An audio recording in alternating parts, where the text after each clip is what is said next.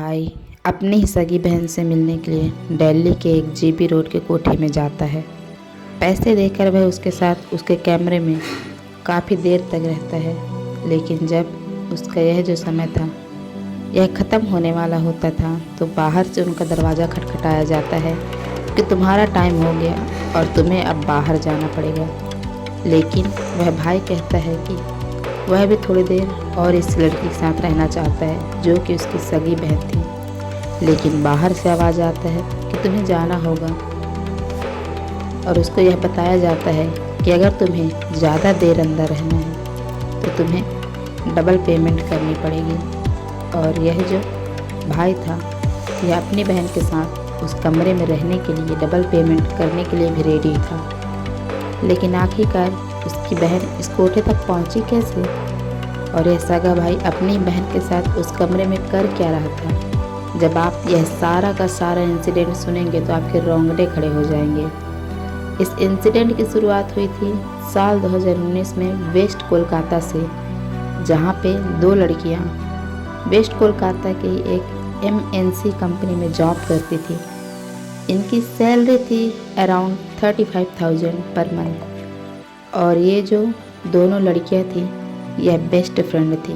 और इन्हीं में से एक लड़की जिसका नाम ज्योत्ना था वह रोती हुई अपने बेस्ट फ्रेंड के पास जाती है, जिसका नाम इस इंसिडेंट में हम नहीं बताएंगे क्योंकि उसका असली नाम हम नहीं ले सकते।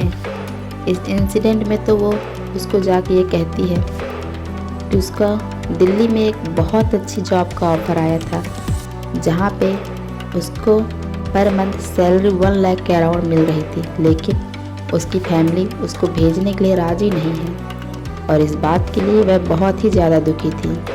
जब रानी ने यह बात सुनी तो वह ज्योत्ना के लिए बहुत ही ज़्यादा दुखी थी क्योंकि जैसा मैंने आपको बताया ये दोनों बेस्ट फ्रेंड थी। मतलब ऑफिस टाइम में लंच वगैरह यह सब कुछ साथ में करती थी। इनफैक्ट ऑफिस के बाद भी अगर कहीं आउटिंग का प्लान हो तो दोनों साथ में ही जाया करती थी। इतनी अच्छी फ्रेंड्स थी ये दोनों। लेकिन अब सिचुएशन इस तरह से थी कि ज्योत्ना बहुत ही ज़्यादा परेशान थी। उसकी फैमिली उसको बाहर भेजने के लिए रेडी नहीं थी। वहीं रानी दुखी तो थी लेकिन साथ ही उसने जब पूछा कि वहाँ से सैलरी कितनी ऑफ़र हो रही है तो उसने बताया 1 लाख के अराउंड पर मंथ। और ये जो जॉब थी अब यह रानी भी करना चाहती थी। इसलिए जिसने ज्योत्ना से पूछा कि क्या मैं इस ऑफ़िस में जाकर तुम्हारी जगह ज्वाइन कर सकती हूँ, तो ज्योत्ना ने उसको बताया कि हाँ तुम बिल्कुल कर सकती हो। और उसने वहाँ से एक लड़का भेजा जो कि रानी को वहाँ छोड़ के आया। तो वह जो रानी थी वह अब इस ऑफ़िस में पहुँची। यह दिन था 11 जून 2019 का। रानी वहाँ पे इंटरव्यू से पहले बैठी हुई थी और काफ़ी नर्वस भी लग रही थी। इतनी ही देर में एक चाय वाला वहाँ पे आता है ऑफ़िस के अंदर, जो कि ऑफ़िस का ही काम करने वाला था। और वह उसको पूछता है कि मैडम आप चाय लेंगे या कॉफ़ी, क्योंकि रानी बहुत परेशान थी और नर्वस थी। तो वह कहती है कि जो भी तुम अच्छा बनाते हो वह ले आओ, ज़रूरत मुझे काफ़ी है क्योंकि इंटरव्यू से पहले मैं काफ़ी नर्वस हूँ। तो ये ऑफ़िस में काम करने वाला उसको कहता है कि आप क्या चाहते हैं वही मैं आपको अच्छे से बना के दे दूँगा। तो उसको रानी कहती है कि तुम जाओ और अच्छे से चाय बना के ले आओ, कड़क सी चाय, ताकि उसको थोड़ा कॉन्फिडेंस मिले और वो थोड़ा सा बेटर फील करे। इस इंटरव्यू से पहले अब ये काम करने वाला जाता है और एक अच्छी सी चाय बना के रानी के लिए लेके आता है। वह रानी इस चाय को पीती है और थोड़ी ही देर में उसको ऐसा लगता है कि उसको बहुत नींद आ रही है और अचानक से वह बेहोश हो जाती है। वह वहाँ इंटरव्यू देने बैठी थी और उसको यह लग रहा था कि शायद वो थोड़ी देर में इंटरव्यू देगी, लेकिन उसके साथ जो हुआ वो इससे कहीं ज़्यादा भयानक था। जब रानी की आँख खुलती है तो उसको धुंधला धुंधला दिखाई देता है। उसको दिखता है कि वह एक बेडरूम के अंदर है जहाँ पे रानी एक बेड पे लेटी हुई है और उसके सामने एक बूढ़ा इंसान खड़ा है जिसके शरीर पर कोई भी कपड़ा नहीं है। और वहीं जब रानी ने खुद को देखा तो उसके शरीर पर भी कोई भी कपड़ा नहीं था। वो चीखना चाहती थी, उस इंसान से लड़ना चाहती थी और वहाँ से निकलना चाहती थी, लेकिन उसको कुछ ऐसा दिया गया था चाय में जिसकी वजह से ऐसा लग रहा था कि उसके शरीर में अब ताकत ही नहीं रही और वह उनसे लड़ नहीं सकती। वह ढंग से उठ तक नहीं पा रही थी। यह देख के रानी बहुत ही ज़्यादा परेशान, बहुत ही ज़्यादा दुखी और बहुत ही ज़्यादा डरी हुई थी। उसको समझ नहीं आ रहा था कि उसके साथ हुआ क्या है। थोड़ी ही देर पहले वह एक ऑफिस में इंटरव्यू देने बैठी हुई थी, लेकिन अचानक से वह यहाँ पर कैसे पहुँच गई। यह देखते देखते रानी के सामने यह बूढ़ा इंसान बाहर आ जाता है। इसके साथ इंटीमेट होने के बाद उसके बाद एक और इंसान आता है जो कि सेम चीज़ उसके साथ करता है। रानी काउंट करती रहती है। पहले ही दिन जो कि 11 जून का दिन था, उसी दिन उसके साथ 15 से 16 लोग यह सब कुछ करके जाते हैं। 15 से 16 मर्द इनफैक्ट यह सब कुछ करके जाते हैं। रानी काउंट कर रही थी 151 लोगों तक, लेकिन उसके बाद तो उसने काउंट करना भी बंद कर दिया, क्योंकि जब भी वह चीखने की कोशिश करती या फिर उसको लगता कि जो नशा उसको दिया गया था चाय के थ्रू वो उतरने लगा है और वह थोड़ा बेटर फील कर रही है, उसी के बाद उसको फिर से मारना पीटना शुरू कर दिया जाता है और फिर उसको इंजेक्शन दे दिए जाते हैं या फिर गोलियां दे दी जाती है, जिसकी वजह से वह फिर से बेहोश हो जाती है या तो फिर लड़ नहीं पाती, चीख तक नहीं पाती थी। यह सब कुछ रानी के साथ कंटिन्यूसली हुए जा रहा था। इसके बाद भी रानी बहुत परेशान थी और वह जब भी खाना मांगती थी तो उसको मार पड़ती थी, जब भी पानी मांगती थी तो भी मार पड़ती थी। यहाँ तक कि यह कहती थी कि उसको शरीर पर पहनने के लिए कपड़े तो दे दो, लेकिन उसके बदले में भी उसको मारा जाता था, पीटा जाता था। और वह कोशिश की जाती थी कि रानी अपने कमरे तक से बाहर ना निकल सके, क्योंकि वह जानते थे कि सिर्फ रानी ऐसी लड़की थी जो कि इस जगह की हैबिचुअल नहीं थी। असल में रानी जहाँ पे पहुँच गई थी वो कोई और जगह नहीं बल्कि दिल्ली का जीबी रोड था, जहाँ पे कोठा नंबर 68 था, जिसमें रानी को बेहोश करके इस तरह से पहुँचा दिया गया था। और अब वहाँ पे रानी के साथ वह सब कुछ हो रहा था जो उसने कभी अपनी ज़िंदगी में इमेजिन तक नहीं किया था। लगभग 1.5-2 महीने हो गए और रानी अभी तक यहीं पे थी। वहीं दूसरी तरफ फैमिली परेशान थे कि आखिरकार रानी कहाँ गई, और इसलिए उन्होंने वेस्ट कोलकाता के ही एक पुलिस स्टेशन में रिपोर्ट भी लिखवाई थी, लेकिन वहीं से भी उसको रानी का कुछ भी पता नहीं चला। रानी आखिरकार है कहाँ। धीरे धीरे वक्त बीतता जा रहा था और फैमिली एक तरह से उम्मीदें छोड़ती जा रही थी कि रानी उनको कभी मिल भी पाएगी, लेकिन इसी बीच रानी ने कुछ ऐसा किया जिस वजह से उसका वहाँ से छूटना शायद पॉसिबल हो सकता था। रानी, जैसा मैंने आपको बताया, वेस्ट बंगाल से थी। वहीं पे बहुत सारे कस्टमर आते थे जो कि रानी को प्रेफरेंस देते थे, रानी के पास जाना चाहते थे, क्योंकि रानी दिखने में बड़ी सुंदर थी, पढ़ी लिखी और यंग भी थी। तो इसी वजह से ज़्यादातर लोग उसके पास जाते थे ज़्यादा पैसे देकर। और यह सब कुछ रानी के साथ, जैसा मैंने आपको बताया, लगभग 1.5 से 2 महीने से होता आ रहा था। लेकिन इसी बीच एक कस्टमर ऐसा आया जो कि रानी के वहाँ से ही, यानी कि वेस्ट कोलकाता से ही था। और उसके साथ, क्योंकि रानी ने देखा था कि वह अपने ही गांव का है और अपने ही लैंग्वेज भी जानता है, तो रानी ने उसमें इंटरेस्ट लेना थोड़ा ज़्यादा शुरू कर दिया। उससे रानी बाकियों के कंपैरेटिव ज़्यादा बातचीत करती थी, थोड़ा ज़्यादा अच्छे से बात करती थी, अच्छे से बिहेव करती थी। और इसी वजह से यह जो कस्टमर भी था वह भी रानी से बहुत ही ज़्यादा खुश था। ये काफ़ी फ्रिक्वेंसी के साथ इंटीमेट होने के लिए ही लगभग 4 से 5 बार इंटीमेट होने के बाद रानी को जब लगा कि शायद वो इंसान ट्रस्टवर्दी है, तो उसने उससे बात करना सही समझा। उसने उस इंसान को बताया कि क्या आप मेरी एक हेल्प कर सकते हैं, क्या मैं आपके पाँव तक छूने के लिए रेडी हूँ। रानी ने उसको बताया कि मेरे भाई का नंबर है और आप मेरे भाई को कॉल करके बताएं कि मैं यहाँ पे हूँ, इस कोठे में हूँ, और मुझे वह आके बचा ले। लेकिन सामने से है जो इंसान था, यह भी बहुत डरा हुआ था। हालांकि इसने बाहर किसी से कुछ भी नहीं कहा, लेकिन यह रानी को कंटिन्यूसली यही बोले जा रहा था कि अगर मैं तुम्हारे भाई को कुछ बताया तो यह लोग मुझे भी जान से मार देंगे और मेरी जान को भी इस वजह से खतरा हो जाएगा। लेकिन रानी उसके सामने रो रही थी, गिड़गिड़ा रही थी, बार बार यही बोले जा रही थी कि अगर तुम मेरे भाई को फ़ोन कर देते हो तो मेरे यहाँ से निकलने के चांसेस बन सकते हैं और हो सकता है कि मैं यहाँ से आज़ाद हो जाऊँ। यह जो इंसान था आखिरकार दिल इसका पिघलता है और इसने वही किया जो रानी ने इसको बोला था। उसने कोठे से बाहर आते ही रानी के भाई को कॉल किया, यह कहते हुए कि क्या सामने से जो इंसान बोल रहा है वो रानी का भाई है। आगे से रानी के भाई ने बहुत ही ज़्यादा क्यूरियस होकर उससे बात की, जैसे उसको एक तरह से उम्मीद आ गई थी कि शायद उसकी बहन का कुछ पता चल गया है। और वैसा ही सामने वाले इंसान ने उसको बताया भी। उसने बताया कि मैं अपनी पहचान तुम्हें नहीं बता सकता कि मैं कौन बोल रहा हूँ या फिर कौन बात कर रहा हूँ। बस इतना बताना चाहता हूँ कि तुम्हारी बहन जीबी रोड के कोठा नंबर 68 में है और वह चाहती है कि तुम किसी भी तरह से आके उसके बचा लो। वह पिछले 2 महीने से यहाँ पे फंसी हुई है। रानी के भाई ने उससे पूछा कि आखिरकार वह इंसान है कौन, तो उसने यह कह के फ़ोन काट दिया कि वह अपनी पहचान उसको नहीं बता सकता। लेकिन फाइनली अब रानी की फैमिली को पता था कि रानी है कहाँ और इसलिए जो रानी का भाई था वह फटाफट से भाग के रोता हुआ अपनी फैमिली के पास पहुंचा, अपने माँ बाप के पास पहुंचा, जहाँ पे उसने बताया कि रानी के बारे में उसको पता चला है और उसको अभी के अभी दिल्ली निकलना पड़ेगा। यह कह के वह दिल्ली की तरफ निकल गया।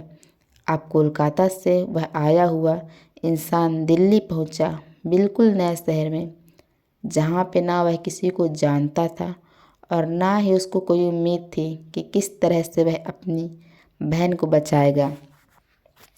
शुरू में तो बस वह अपनी बहन से मिलना चाहता था, बस इतना चाहता था कि आखिरकार वह एक बार मुझसे मिल ले और देख ले कि वह ठीक है या नहीं, फिर देखेंगे उसको किस तरह से निकालना है। यह कहते हुए रानी का भाई सबसे पहले दिल्ली पहुंच के उस इंसान को फ़ोन करता है जिस इंसान ने उसको कॉल करके बताया था कि रानी के बारे में। सामने से इंसान फिर से कॉल उठाता है, यह बताता है कि वह करोल बाग से है और रानी का भाई उससे बहुत इमरजेंसी मिलना चाहता था। यह इंसान आखिरकार रेडी हो गया रानी के भाई से मिलने के लिए। इसने रानी के भाई को करोल बाग अपने ही घर पर बुलाया। जब रानी का भाई वहाँ पर पहुँचा तो उस इंसान ने उसको रानी के बारे में सब कुछ बताया। जब रानी के भाई ने उस इंसान से पूछा कि आखिरकार वो रानी के बारे में सब कुछ कैसे जानता है, तो इंसान बहुत बहुत ज़्यादा शर्मिंदा था। उसके सामने उसने बताया कि वह रानी से काफ़ी अच्छे से बातचीत करता है और वह रानी के पास 3 से 4 बार कस्टमर बन के भी जा चुका है उसके साथ इंटीमेट होने। उसने उसको बताया कि मैं काफ़ी शर्मिंदा हूँ, लेकिन तुम्हारे पास अभी मौका है, तुम अपनी बहन को बचा सकते हो, लेकिन ध्यान रखना कि यह काम बहुत होशियारी से करना पड़ेगा, नहीं तो तुम्हारी और तुम्हारी बहन दोनों की जान जा सकती है। यहाँ तक कि उस इंसान की जान को भी खतरा है। अब रानी का भाई यह सुनने के बाद और भी ज़्यादा डर गया, क्योंकि उस इंसान ने बताया कि जहाँ पे रानी है वो लोग बहुत ही ज़्यादा पावरफुल है और उनकी उस एरिया में काफ़ी चलती है और यह पॉसिबल ही नहीं कि तुम सीधा जाके अपनी बहन को वहाँ से निकाल के लेके आओ। तुम्हें कोई ना कोई वहाँ पे स्ट्रेटजी अपनानी पड़ेगी, कोई ना कोई तरकीब ढूंढनी पड़ेगी।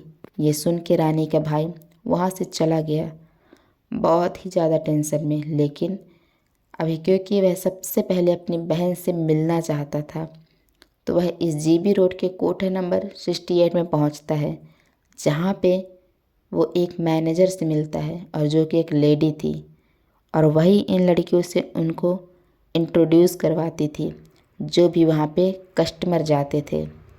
तो इसी तरह से इंसान वहाँ पे पहुँचता है और कहता है कि उसको एक लड़की चाहिए और इसी वजह से मैनेजर उसके सामने लड़कियां पेश करना शुरू कर देती है। लेकिन वह हर एक लड़की को रिजेक्ट कर रहा था क्योंकि रानी उनमें से एक भी नहीं थी। काफ़ी देर होने के बाद यह इंसान कहता है उसको कोई फ्रेश लड़की चाहिए, अगर उनके पास अवेलेबल है। तो इतने में ही यह जो कोठे की मैनेजर होती है यह कहती है इसके लिए वो लड़की लेके आओ जो 2 महीना पहले ही आई है, जिसकी डिमांड सबसे ज़्यादा है। और इसी बीच उनकी ये कन्वर्सेशन हो ही रही थी कि पीछे से एक इंसान कहता है कि उसकी डिमांड सच में बहुत ज़्यादा है और उसके चार्जेस भी ज़्यादा लगते हैं। और वहीं अभी वह एक कस्टमर के साथ बिजी है। यह सुनते ही रानी का भाई समझ गया कि उसी की बात हो रही है। इस वजह से वह कहता है कि अगर देर भी लगेगी, अगर वह लड़के की डिमांड सबसे ज़्यादा है तो मैं उसी से मिलना चाहता हूँ। मैं वेट करने के लिए भी रेडी हूँ और ज़्यादा पेमेंट देने के लिए भी रेडी हूँ। यह सुनकर वो मैनेजर एग्री हो गई इस बात के लिए और इस रानी के भाई को वहाँ पे वेट करने के लिए कहा गया। थोड़ी ही देर में रानी का कमरा खुलता है और वहाँ से एक इंसान निकलकर बाहर जाता है और पीछे पीछे रानी भी निकलती है। वह अपने भाई को देखती है।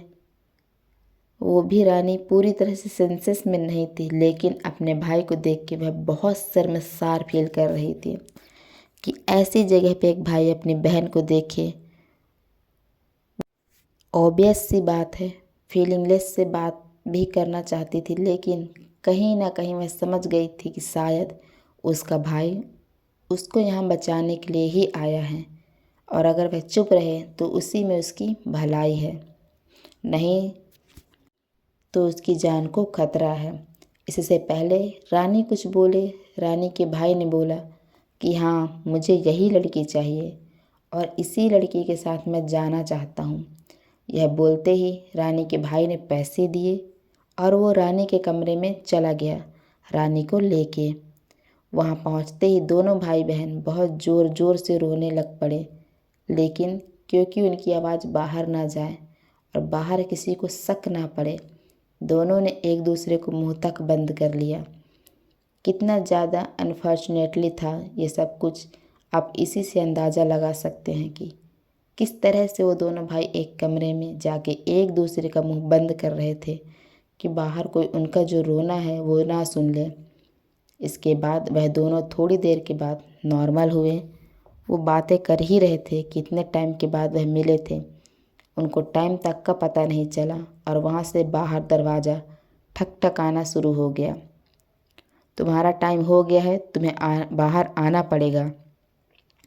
लेकिन रानी का भाई अभी अपनी बहन के साथ और रहना चाहता था और इसलिए वह बोलता है कि वह डबल चार्जेस भी दे देगा, लेकिन अभी वह यहाँ पे और देर रुकेगा।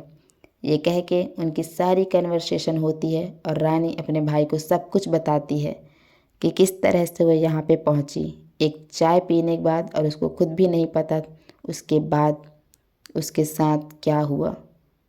क्या जब उसने देखा तो उसके सामने बहुत सारे मर्द थे जो बारी बारी से आके उसके साथ इस तरह से ये नीच हरकत कर रहे थे और वो भी उसकी मर्ज़ी के बिना।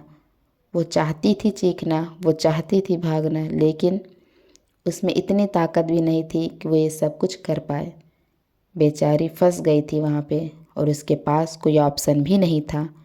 यह सुन के यह सारी बातें होने के बाद रानी का भाई उसको कहता है कि तू चिंता मत कर, मैं तुझे यहाँ से बाहर निकाल लूँगा। यह कह के वो यहाँ से निकल जाता है। अब थोड़ी देर बाद बाहर जाके वह सोचने लगता है कि आखिरकार यह करे तो करे क्या। अगर पुलिस स्टेशन में जाए और पुलिस को भी इसके बारे में पता हो तो दोनों की जान खतरा हो सकता है, और पुलिस अगर कहीं इस कोठे वाली से मिली हुई हो तो वह सच में बहुत बड़े ट्रबल में आ सकते हैं। तो इसी वजह से उसने पुलिस स्टेशन में रिपोर्ट नहीं लिखवाई। वह बहुत ज़्यादा सोचने के बाद भी उसको कोई भी सल्यूशन नहीं दिख रहा था कि किस तरह से वह रानी को इस कोठे से बाहर निकाले। अब 1-2 दिन बीतने के बाद फिर से वह कोठे पर गया, कोठा नंबर 68। वहाँ पर जाके उसने एक फिर से रानी के लिए पेमेंट की और रानी के कमरे में चला गया। वहाँ पर जाकर उसने रानी से पूछा कि आखिरकार वह करे क्या, किस तरह से रानी को वहाँ से बाहर निकाले। उसको कुछ समझ नहीं आ रहा और वह चाह के भी पुलिस स्टेशन की तरफ नहीं जा पा रहा था। तो इतने में ही रानी ने उसको सॉल्यूशन बताया। रानी ने उसको एक लेडी के बारे में बताया जो कि उस कोठी में बहुत फ्रीक्वेंसी रहती थी। उन लेडीज़ की सुरक्षा के लिए अगर कोई फोर्सफुली वहाँ पे रखा गया है और फिर किसी को कोई तकलीफ़ है वहाँ पे, तो उनको वो हर पॉसिबल में कानूनी तौर पे हेल्प करे। और यह जो लेडी थी इसका नाम था स्वाति मालीवाल।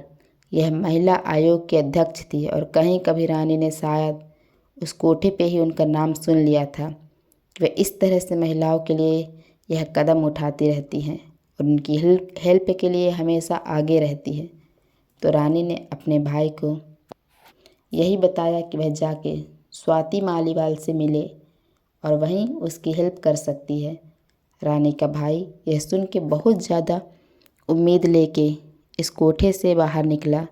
अब यहाँ से निकल के रानी का भाई सबसे पहले दिल्ली के DCW में गया। दिल्ली कमीशन फॉर वुमेन के एक मेंबर से मिला जिनका नाम था किरण नेगी। और किरण नेगी से रानी के भाई ने सब कुछ शेयर किया कि किस तरह से अपनी बहन से अभी मिलकर आ रहा है और किस तरह से वो पिछले 2 महीनों से वहाँ पे परेशान है। उसको बहाने से वहाँ पे ले गए हैं और एक जॉब के लिए कोलकाता से दिल्ली आई थी, लेकिन किस तरह से उसको वहाँ से नशे की गोलियाँ दी गई उसकी चाय में और उसे कोठे में ला जाकर ज़बरदस्ती रखा गया। यह सब सुनने के बाद किरण नेगी ने इस मामले की गंभीरता को समझा। उन्होंने तभी के तभी स्वाति मालीवाल को कॉल किया और यह सब कुछ बताया कि इस लड़के का भाई उनके साथ है, बैठा है और वह अभी के अभी उससे मिलने आ रहा है और इस मामले में कुछ भी झूठ नहीं है। उसका भाई यहाँ पर बैठ के हमें सब कुछ सच बता रहा है और जहाँ तक कि वो उससे मिल के आया है, इससे बड़ा सच क्या हो सकता है। यह सुन के स्वाति मालीवाल ने DCP central district Mandeep Singh Randhawa को कॉल की और उन्होंने बताया कि इस तरह से GV रोड के कोठा नंबर 68 में एक लड़की को ज़बरदस्ती रखा हुआ है और इस कोठे पे उनको रेड मारने हैं। इस तरह की लड़की को वहाँ से सुरक्षित बाहर निकालना है। तो ये जो मनदीप सिंह रंधावा थे, इन्होंने भी बहुत खूब इनका साथ निभाया और उन्होंने कहा कि इसके लिए वो एक डेट डिसाइड करेंगे और जो डेट डिसाइड थी वो थी 9 अगस्त 2019। मतलब रानी को उस कोठे में फंसे हुए लगभग 2 महीने पूरे होने वाले थे। अब उन्होंने इस मामले में भी एक प्लान बनाया कि हो सकता था वो रेड मारने जाते लेकिन वहाँ से रानी को गायब कर दिया जाता था। तो उन्होंने इसके लिए प्लान यह बनाया कि जो रानी का भाई है वह 9 तारीख को भी कस्टमर बन के रानी से मिलने जाएगा और वह तब तक रानी के कमरे में रहेगा जब तक कि पुलिस वहाँ पे रेड न मारे। सब कुछ डिसाइड होता है और एज डिसाइडेड रानी का भाई 9 अगस्त को भी रानी से मिलने कोठा नंबर 68 में पहुंचता है। वहां पे पहुंचने बाद वह रानी के साथ एक रूम में रुक जाता है। वहां पे वह रानी को इसके बारे में सब कुछ बताता है कि किस तरह से उसका एक कोठे पे आज आखिरी दिन है और आज वह सारी बंदिशों से मुक्त होने वाली है। आज वह फाइनली घर जाने वाली है। यह कह के वहाँ पे दोनों भाई बहन इस कमरे में बैठे रहते हैं इंतज़ार करने की कब पुलिस पहुँचती है और कब वो वहाँ से बाहर निकलते हैं। और जैसा डिसाइडेड था, मनदीप सिंह रंधावा अपनी टीम को लेके इस कोठे पर पहुँचते हैं। जैसे ही रेड के दौरान वह कमरे को खोलते हैं तो दोनों भाई बहन को वहाँ से सुरक्षित बाहर निकाला जाता है, जिसके बाद वह भाई अपनी बहन को लेके फाइनली घर चला जाता है और वहीं से कोठे की वो मैनेजर थी उसको अरेस्ट कर लिया जाता है। इसके अलावा जो भी लोग इस सारे सिनेरियो में जुड़े थे, जब से रानी के साथ ये सारी चीज़ें शुरू हुई, उन सबको मैनेजर के साथ ही अरेस्ट कर लिया जाता है। तो इस तरह से उस ड्यूरिंग जब ये इंसिडेंट हुआ था तो हर इंसान ने उस मामले में हर इंसान की बहुत प्रेज की थी, जिसमें भी रानी के भाई और रानी का साथ दिया था, चाहे वो किरण नेगी हो, चाहे वह स्वाति मालीवाल हो या फिर मनदीप सिंह रंधावा। हर इंसान ने बहुत अच्छे से काम किया था, उनको बहुत ही ज़्यादा प्रेज़ मिली थी सबके लिए। और साथ ही इस भाई की भी बहुत तारीफ़ की गई थी। जिस तरह से जिस क्लेवरनेस से उसने अपनी बहन को वहाँ से निकाला था एकदम सुरक्षित। तो ये था एक ऐसा इंसिडेंट जो कि बताता है कि आप चाहे जैसे भी सिचुएशन में हो, जितनी भी भयानक सिचुएशन में हो, अगर आप सूझबूझ से काम लेते हैं तो आप हर उस सिचुएशन को टैकल कर सकते हैं जो इस टाइम पे इम्पॉसिबल नज़र आती है। और रियली होप आपको ये वीडियो पसंद आया हो। अगर वीडियो पसंद आया हो तो वीडियो को लाइक करना ना भूलें, चैनल को सब्सक्राइब करना बिल्कुल ना भूलें।